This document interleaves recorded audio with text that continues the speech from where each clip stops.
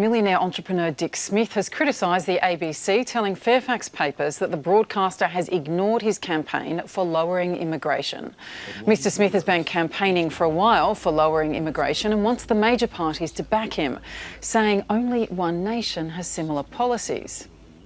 70,000 a year, which was the long-term average, is an incredibly high number of immigrants coming in. We can have 70,000 a year and level off our population under 30 million. The 8 out of the 10 wealthiest countries on earth have less than 10 million. We're on our way to 100 million people. Yeah, possible, but 30 million will be incredibly poor, like in America. The entrepreneur has posted on his Facebook page that politicians are too scared that the ABC might accuse them of racism to talk about a population plan for Australia. The ABC has responded by saying it has no ban or position on reporting population growth and has frequently reported Mr Smith's views. Mark Kenny, can you talk to the suggestion of Mr Smith that he has strong or significant support within the major parties for his views, but he believes them too frightened to speak out? Well, I can't attest to that, obviously. I mean, we know that there have been significant personalities on both sides of politics in the past who've at least raised this question about the size of Australia. We know Kevin Rudd at one stage was talking about a big Australia. Bob Carr, as a former Foreign Minister, former New South Wales Premier, had different views about it. Often when this debate comes up, we hear quite impassioned pleas about infrastructure and housing pressure within the major cities. You know, Sydney is full, this kind of thing. So it's a pretty incendiary sort of debate, and I'm sure there are politicians right across the board who have views about this, and probably to this extent Dick Smith is correct that some people, it is a very fraught area of public policy to stray into because you are so easily misrepresented or categorised, and so some people perhaps aren't speaking about it. But we know there is a party that speaks pretty stridently about immigration matters. That's One Nation, and Dick Smith has given them some succor in this process. I guess he can live with that. I'm not so sure I'd be happy about it.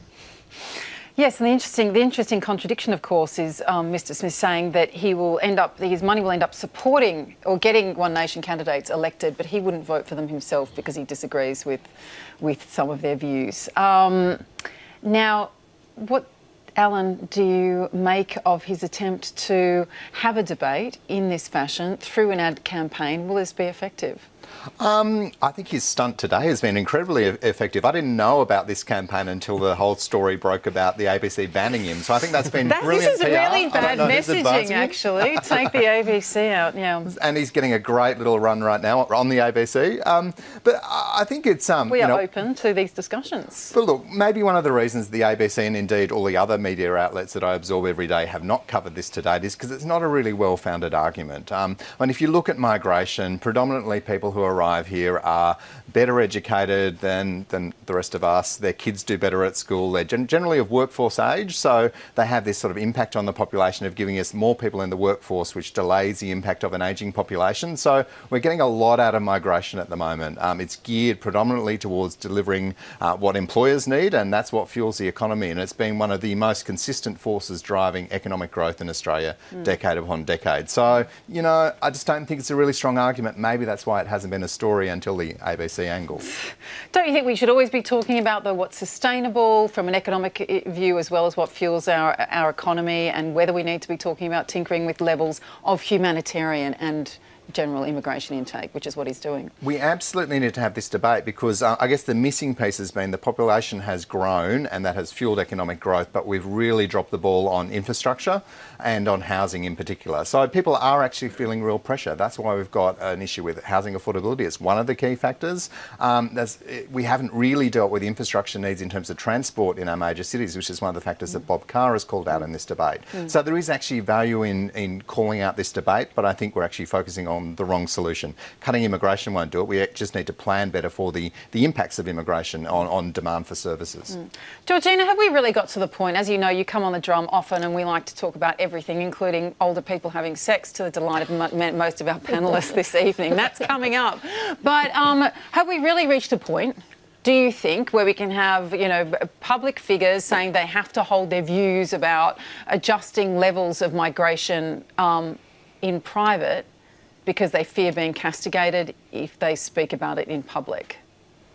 I'd like to think that that wasn't the case, but I'm sure that is. I mean, I think it's a little bit Why? rich for Dick Smith to say he's been ignored. I think the way he has pitched his whole argument is around immigration being incredibly damaging to people's sense of equality in our society, and it just hasn't rung true for most people. I think, as one of your guests tonight was explaining, the immigration story is one of highly skilled immigrants coming here and contributing to economic growth, but the problems we're experiencing with immigration come with lack of investment in infrastructure. Now, I think there are some, certainly on my side of the political fence, who would share the concerns about the level at the moment.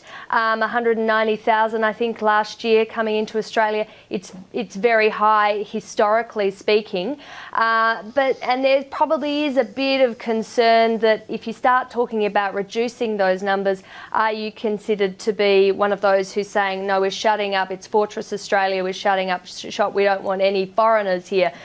We need to find a way in Australia of having mature debates that don't sort of suddenly become beholden to identity politics and us against them. It's about long-term national planning and working out what's in the best interests of Australians for Australia. This used to always be, this was always supposedly the dividend from having an orderly migration policy.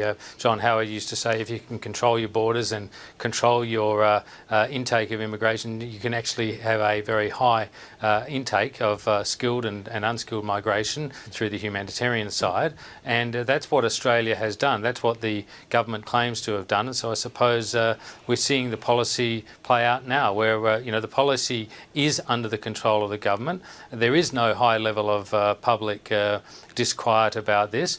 Obviously, Dick Smith's looking to drum up a bit of it, and One Nation's looking to drum up a bit of it.